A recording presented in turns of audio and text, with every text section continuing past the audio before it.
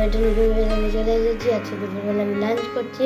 আচ্ছা মোমোটা বলে দিই, এটা হলো ফুলকপি ডিমের ঝোল, এটা হলো ডাল, পাঁপড় ভাজা, এইটা একটা সবজি। ঠিক আছে, তো আরম্ভ করি। ডাল,